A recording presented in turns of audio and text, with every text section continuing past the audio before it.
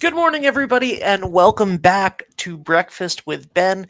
My name is Ben Barber, and I am very excited because summer is here, and that means that it is time for summer baseball. As you may have seen already on our channels, we have now officially partnered with the Norwich Sea Unicorns from the Futures League, and today, my guest, and every Monday, for the foreseeable future for the summer. My guest today is Adam Plager, the voice of the Unicorns. How are you? Doing well. It's good to be here. Thanks for having me come on, and excited to partner with you guys this summer to get some more viewership out in Rhode Island in the Westerly area. Couldn't be happier.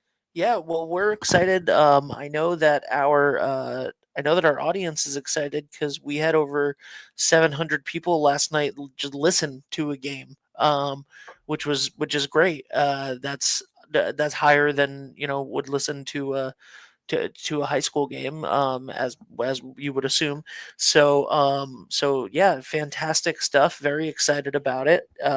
We were gonna cover our first game on Saturday or Sunday.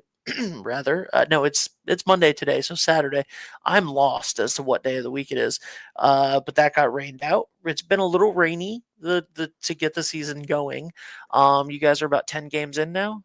Yeah, we're just played our 8th game of the season. We would be 10 games in, but we've had a couple of games postponed due to weather, which is unfortunate. So we're gonna have a couple double headers coming up here in not too long. That first one's actually this Thursday Thursday, yes. against Nashua. So plenty of baseball this week. Don't want to miss it. But yeah, it comes fast, right? I mean, 6 games a week.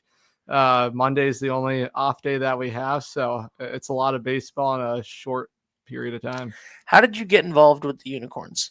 Yeah, so funny enough, I went to college at Lake Forest in Illinois, and Kevin Murphy, who's now the director of player development, he was the field manager the last 2 seasons.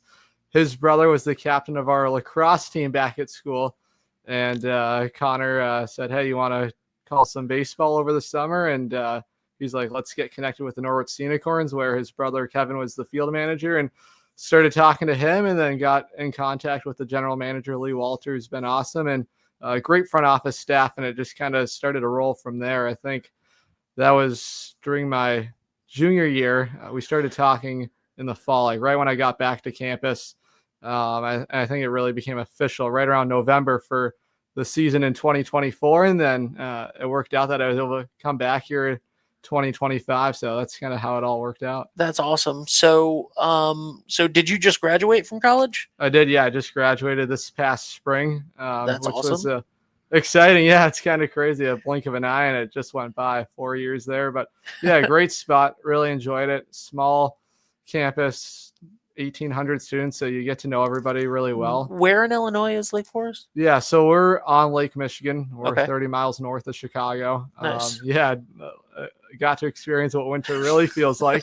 I'm from Southern California, so yeah, I had a rude awakening my first winter there. Even though I played hockey growing up and moved away to from home to play competitively, I mean, there's nothing like winter on Lake Michigan. That's probably the coldest I've ever felt it. Well, to go from Southern California to Lake Michigan is rough in any weather, but especially the winter. How are you liking New England summers? Yeah, it's been fun. The humidity is a little bit different. Normally, Yeah, it's a dry heat in California. So, yeah, just trying to understand what that humidity really feels like. You just start sweating right away. You aren't really moving very much. And all of a sudden, you feel like you just had a workout yeah. going. So, yeah, it's been good. My dad's originally from New Jersey. So, I Oh, go to the nice. East Coast pretty regularly over the summertime. And I would play in some summer hockey camps, played in one in uh, Vermont as well, and then a few in New Jersey. Yeah, so it's been fun coming out to the East Coast, experiencing a different part of the United States, and I can't complain. That's for sure.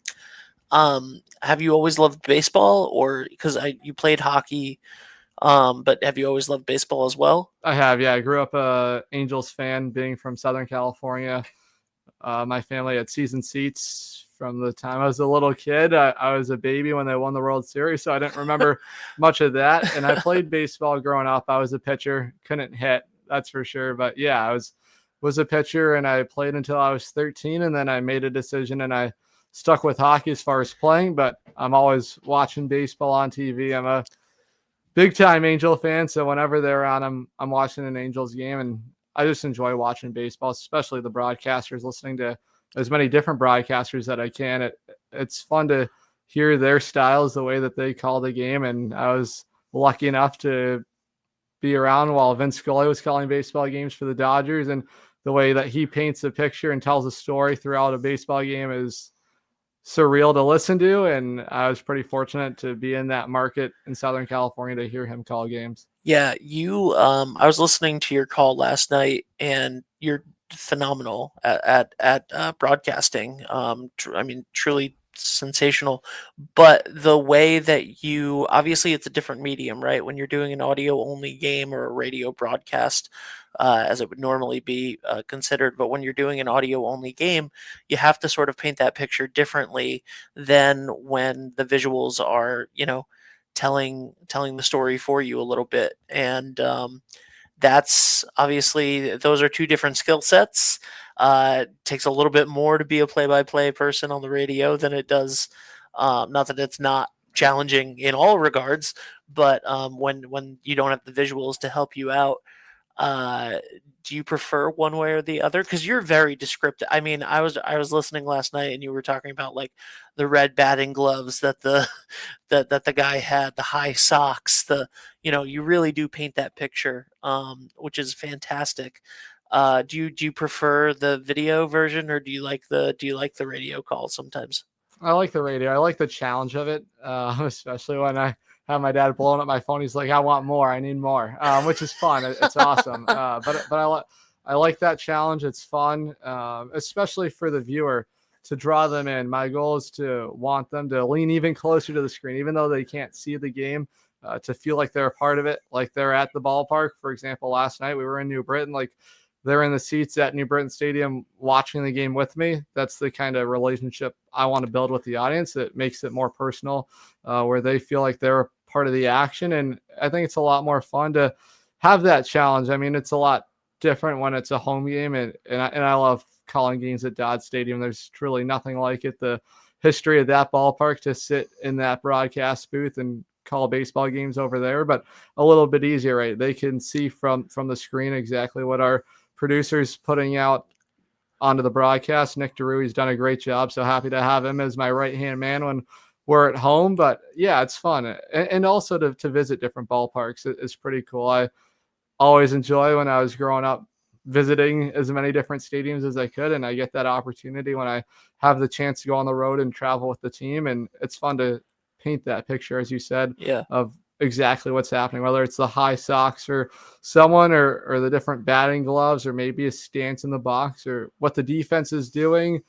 If there's a runner on base, is that challenging the pitcher in some sort of way where he's doing something differently, which you wouldn't be able to know otherwise unless that visual is being painted. Yeah, absolutely. We have we have 5 or 6 commentators that we use for the local high school sports that we cover, and they're all good. They're all good, and I tell people all the time, if you hear me calling a game on 3, 2, 1, something terrible has happened. Like everyone is sick, everyone has fallen through. Something happened, or we just stretched ourselves because we have 4 schools going on at the same time, and we try to cover all of their home games. But I consider myself like a good host of the game, but not so like decent on for video games, right? Where you're visualizing, where you have the visual. But man, like anybody who would listen to me call a radio broadcast of any sport, even the ones like baseball that I know like the back of my hand, you're missing out. I'm nowhere near a professional broadcaster in that regard. And it's very we have great ones, Ken and Greg, and we have great staff here that can do that very very well. I do not know the intricacies of any of the games well enough to do that, but it's so awesome to listen to you. I watched some of the games before we started simulcasting with you, and watched some of the stuff that you did last year, and you were just fantastic, and I was so happy to see that you were back. Um, is this a career for you now? Are you gonna go into broadcasting full time? That's the plan. The goal is to be a professional broadcaster and continue to grow and learn as I climb the ladder. That's the plan. I love broadcasting. There's no better seat in the house, as I like to say, to call a baseball game, and it's pretty sweet to be able to say that you get to watch sports and you get paid to do it for a living.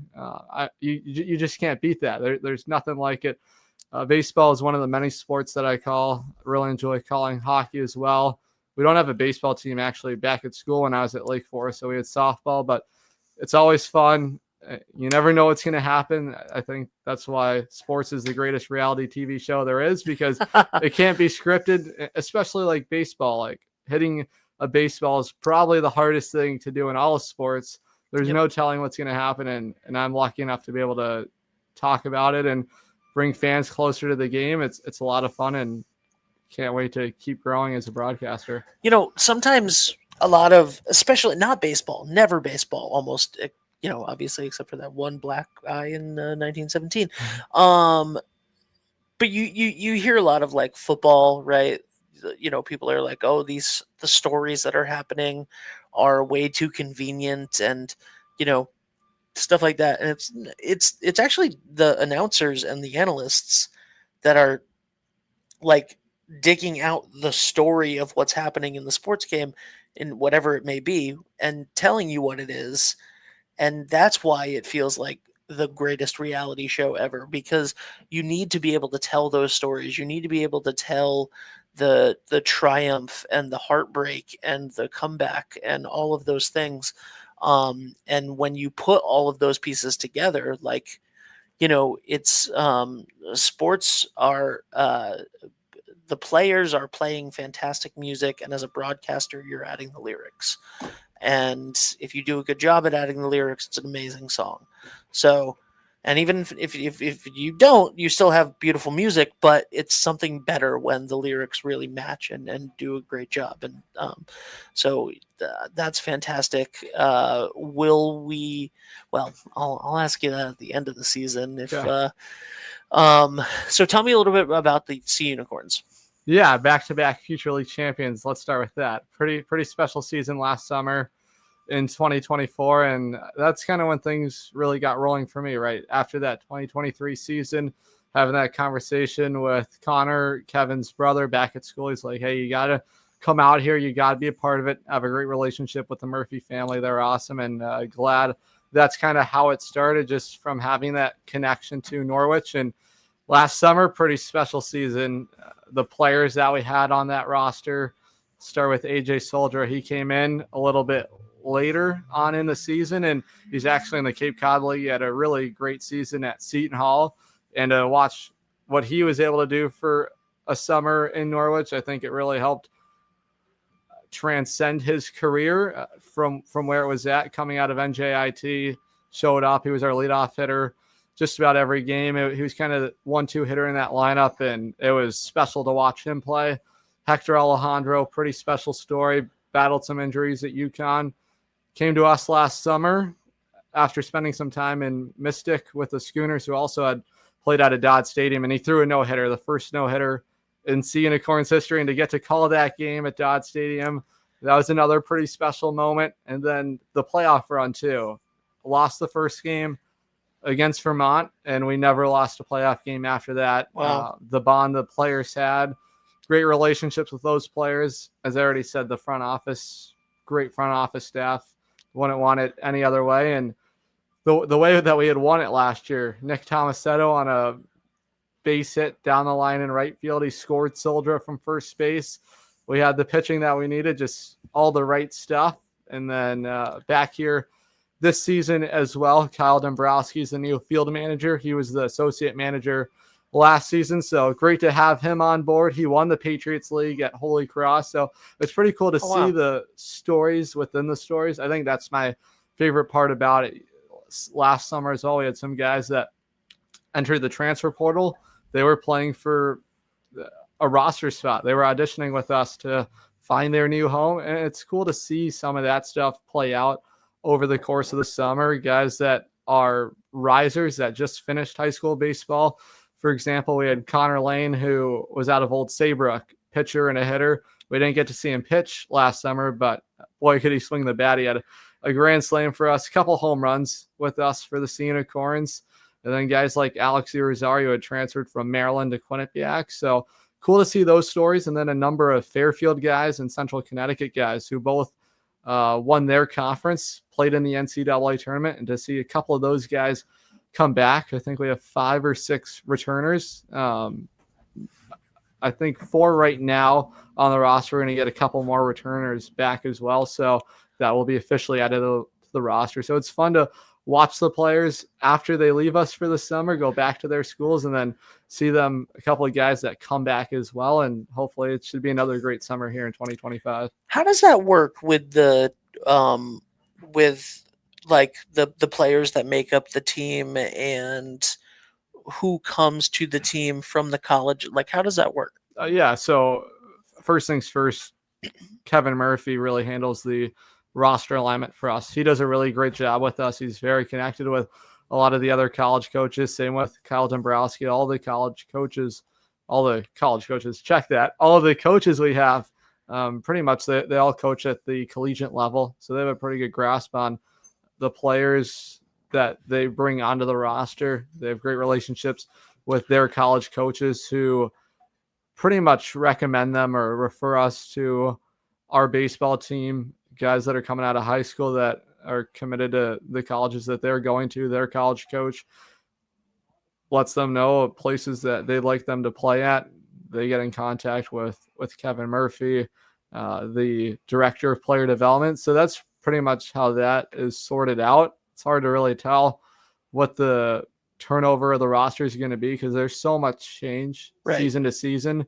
And it's pretty cool that it worked out that we got to bring some guys back as well. That most of the guys really on the roster are guys that see limited playing time with their schools, and they get an opportunity over the summer to play consistently, have consistent playing time for us, which they wouldn't have at school. They're playing behind some guys, and it gives them a chance to really get that taste of collegiate baseball going up against Division I, Division III guys at a pretty high level. And to get a taste of that, build that comfortability.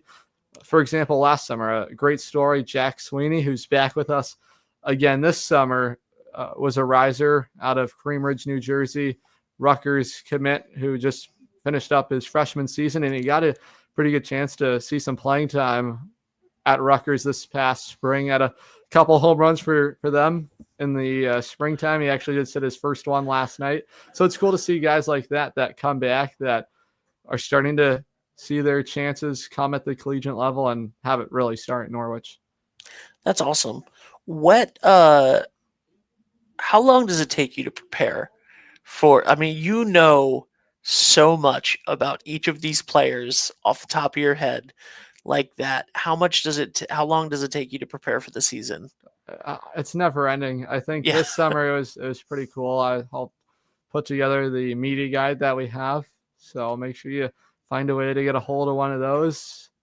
Casey Collins designed that and everything, and they came out really nicely. It talks about the history of the Unicorns, the history of baseball at Dodd Stadium. I really enjoyed being able to work on that, the history of the team, of what they've done since they've entered the league in 2021, which I think was a nice welcome to the season for me to really understand some of the history behind it. And then as far as the roster construction goes, it's never changing. I think last season we had 55 guys from day one till the last out was recorded in the middle of August. So the roster is always moving. There's a lot of moving parts with that. So my favorite time is cage talk, BP talk, right? When they're hitting in the cages and they're just sharing random stuff with me or whatever it might be, some fun little stories, little nuggets like that. It's fun to pull some of that stuff, or just hanging out with the guys on an off day when they're getting some work in and just seeing the way that they go about their business, the way that they prepare themselves. That's the best way that I can gain my information, is having conversations with them, asking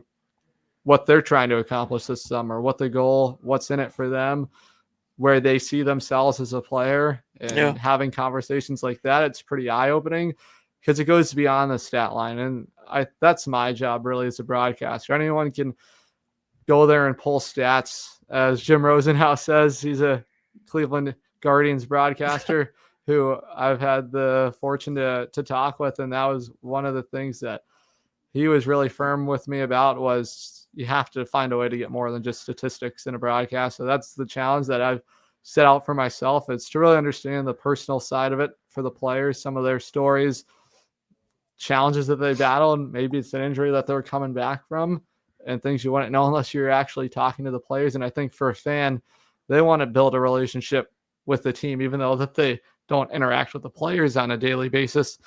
I get to be that voice between the players and the team and the organization, and find a way to make that come to life in a story. So that's the way that I kind of see it as a broadcaster, and that's how I'm able to describe some of those other things. Love it. I love that.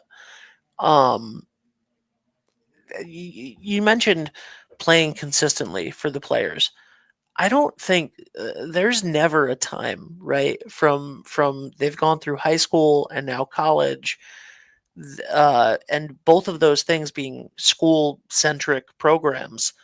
There's usually never a time where they're playing 60 games in 90 days, right? Never. Yeah, never. Right. That's a major Exactly. league schedule. It Like is. that's that's a lot.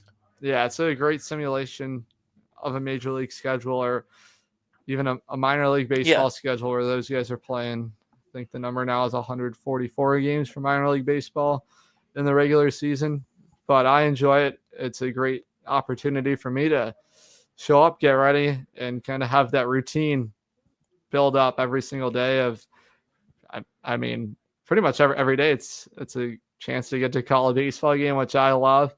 And for the players, even talking with them, it's about learning how to be durable throughout the season. You have to do it differently over the summer than when you're at school, because you're playing 6 days a week. If you're a bullpen pitcher, maybe you get 2 or 3 outings over the course of the week. 3 is a little much, but maybe 2 as a bullpen guy. And then if you're a starting pitcher, I'd say we have a good rotation of 4 starters that are going throughout the week, and then we'll have some guys fill in, get some spot starts in there, but they're on their legs just about every day. And the way that they have to prepare their bodies, even talking with some of our pitchers, I was like, how do you do it? Like, this is a lot different for you coming out of school. It's pretty much Friday, Saturday, maybe the Sunday in there, or they get the midweek game as well. But normally it's a 3-game series that they play during the regular season for college baseball, that they have a series with another school. Different story here. You could be at home for 2 games. You're on the road for 2 or the next 3. Home away, home away. So it's interesting how the schedule kind of jumps back and forth. And you also have to think about it for some of these guys.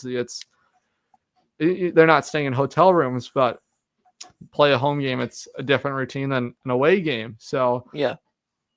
going on the bus, traveling with the team, and now you're showing up a couple hours before the game and you have to play baseball again. So it's fun to see some of that stuff play out as well. Yeah, and it's interesting. Like, you have a 3-game series right now. You're in the middle of a 3-game series against the New Britain Bees right now, and the first game was yesterday at New Britain Stadium. Now we have a day off today. Tomorrow, you guys are going back to New Britain Stadium, and then on Wednesday, you guys are at Dodd. Yeah. So, I mean, that's something that doesn't happen in the majors, right? If it's a series, you're in one location, generally speaking, unless Yeah. it's a playoff series, Yeah. right? Like, if you're gonna play a 3-game stretch against if the Red Sox are playing a 3-game stretch against the White Sox, they're either in Chicago or they're in Boston, and then there will be another 2 or 3 or 4-game stretch where they're somewhere else, whether it's home or away. But obviously, New Britain is close, so it is what it is there. But it's a little different to play there, and then tomorrow, all right, tomorrow we'll see you guys again tomorrow, but back at our place. Like it's different. I think the location helps out, right? That's the big reason we get to do what we do. Everything's so close here on the East Coast in New England that you can do things like that with your schedule, and the league does a good job about putting the schedule together. It's a little different this summer. We have 6 teams in the league compared to the 8. I think we'll hopefully be able to get back to that number here relatively soon. It's hard to put together teams over the off season. It takes some time to construct those and have an 8-team league. But either way, yeah, like you said, New Britain off day, back in New Britain, hosting the Bees. Yeah, I enjoy it because when you see the same team over and over, it gets a little bit easier. You know who all the players are on both sides, their tendency. So I like it from that standpoint. But yeah, you're never going to see that in college baseball. You'll never see that in professional baseball. It's either the series is going to be at your ballpark or it's at the other ballpark. And if it's a playoff series, day off, and then you travel, have the off day for the travel day. So yeah, it's fun. That's why it's summer collegiate baseball, and we get to be able to do stuff like this. And I enjoy it. Like I said, different ballparks, not crazy travel by any means. I think it's an hour to New Britain from me in Norwich. And then even Worcester, that's 45 minutes away. The longest trip we have is the Vermont trip. And when we play the Lake Monsters, that no matter what is a 3-game series, and you're just staying there from Tuesday through Sunday or a Friday, Sunday trip. So that feels more like a traditional baseball series. So yeah, it's fun to be. Nashua's not even that far, really. Not far now. It's, you're cutting through Massachusetts, and then it's right on the border there. Let's talk about Norwich, because Norwich obviously has a huge history of baseball. Dodd Stadium, very historic, like we've talked about. Beautiful. That's how actually this relationship between 321 and the Sea Unicorn started, was because Westerly, who we cover, was playing NFA, and they were going to play NFA at a game at Dodd Stadium, as NFA does occasionally, and the coach Ron Spizzato for Westerly, who I'm repping today with the hat, they called us up and said, "Hey, can we, can you guys cover that game?" And so I called NFA, and they were like, "You got to ask Dodd Stadium." And so I ended up on the phone with Lee Walter, who's such a nice guy. And then he was like, "Hey, by the way, we would love to, we would love for you guys to do our games as well in the summer, and get some of the audience over in Westerly, Stonington, Cherahoe." And that was just so wonderful for us, because I mean, summer sports programming is huge, and I fell in love with Dodd Stadium that first day that we did that, and I remember going there as a kid to watch the Navigators. How has the city embraced the Sea Unicorns in the last few years? Yeah, it was fun last summer.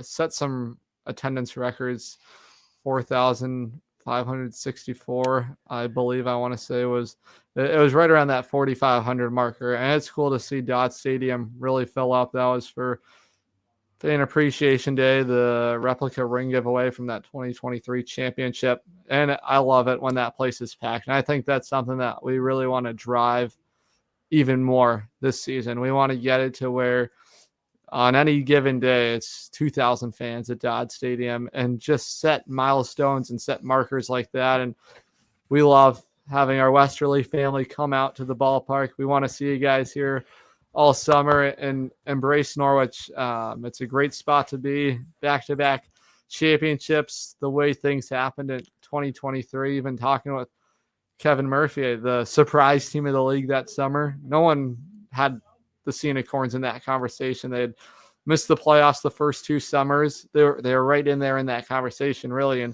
2022, when Coach Murph was the assistant coach that season before he transitioned into the field manager in 2023. And I wasn't there, obviously, in that summer, but last summer, Friday, Saturday, those are the big nights for us where that place really starts to fill up. And I want to see that continue to happen. Baseball is a great tradition in the Rose City at Dodge Stadium. I mean, it's hard to be able to play in a venue like that.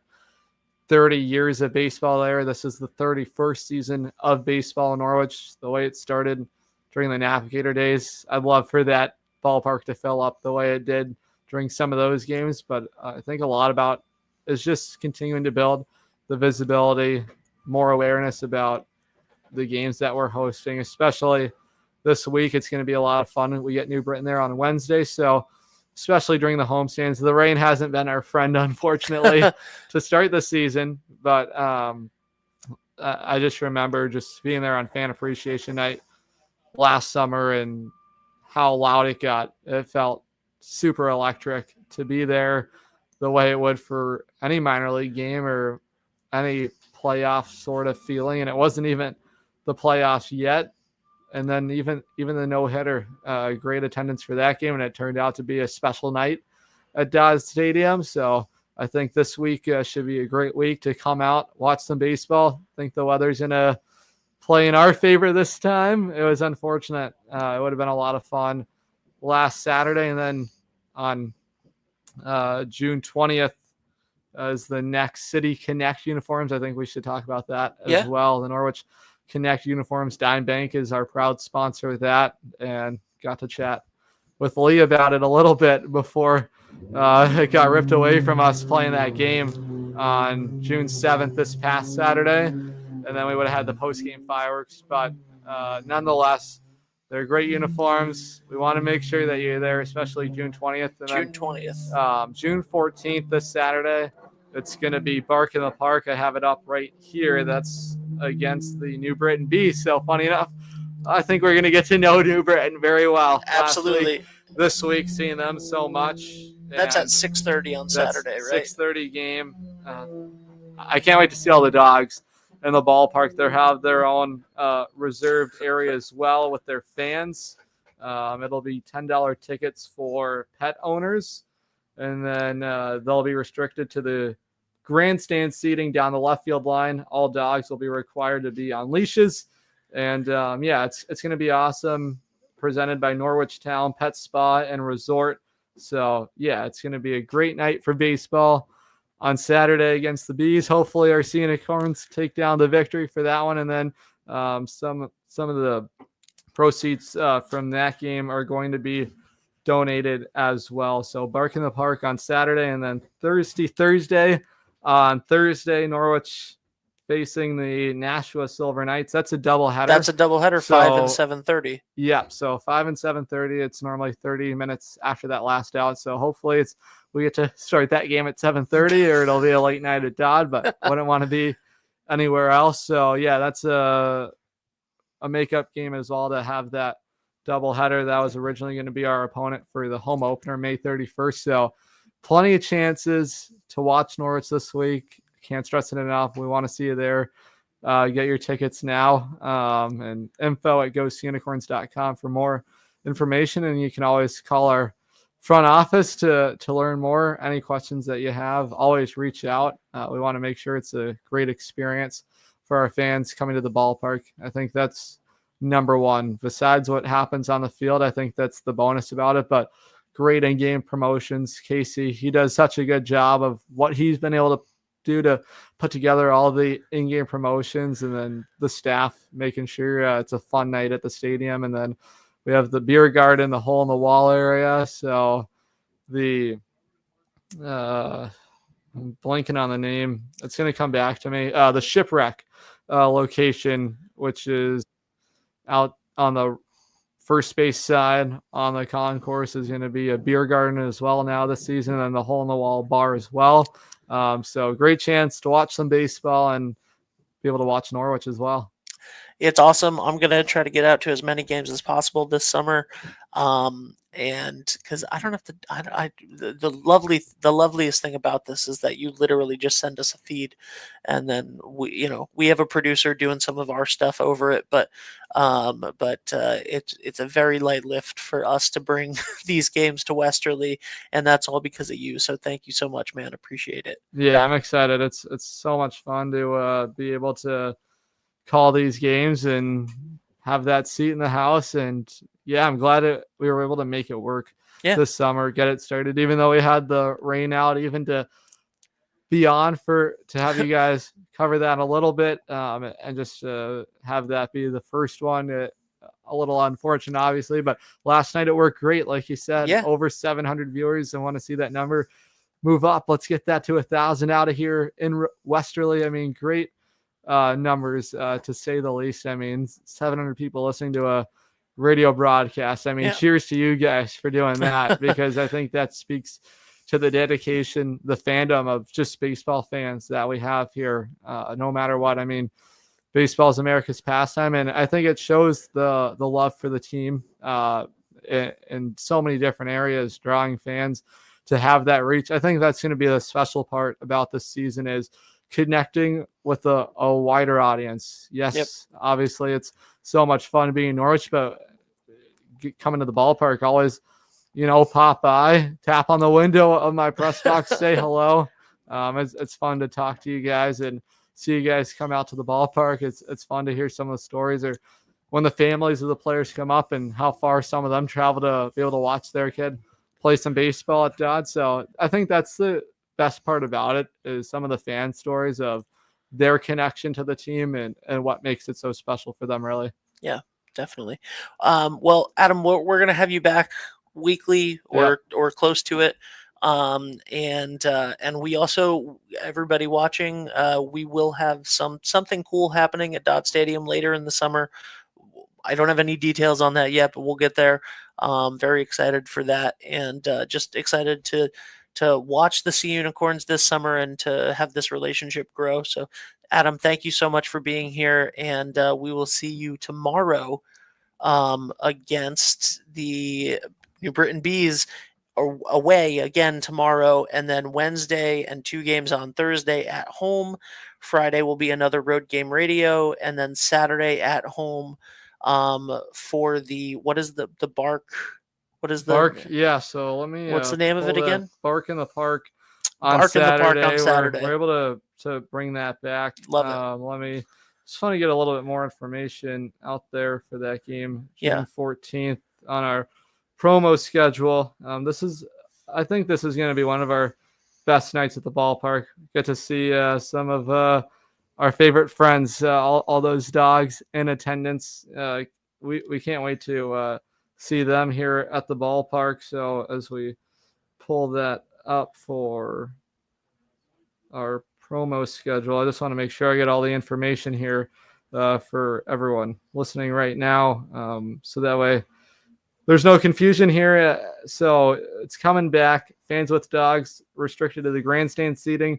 That's down the left field line. And then water bowls will be provided as well for some of our friends coming with us, joining you at $10 tickets for pet owners as well, presented by Norwich Town Pet Spa and Resort and Creature Comforts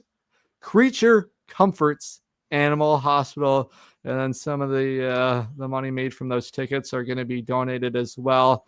So I'll get that information over to you, so Perfect. you can Yeah, we'll put post that it. out. We'll do that. It's a great night for us. Excited to have some of the dogs with us in attendance. We'll have some great footage, great coverage of that as well, and can't wait to get back to Dot on Wednesday night. Awesome. Thank you so much, Adam Plager. I said it right? You Yes. did. Okay, You because did. I asked him at the very beginning, and then I just went out of my mind. Thank you so much, man. So such a pleasure to get to know you. Thank you guys so much for watching this. We will see you all again next week. Thank you to all of our advertisers streaming at the bottom the whole time. Appreciate it. Have a great day. Bye for now.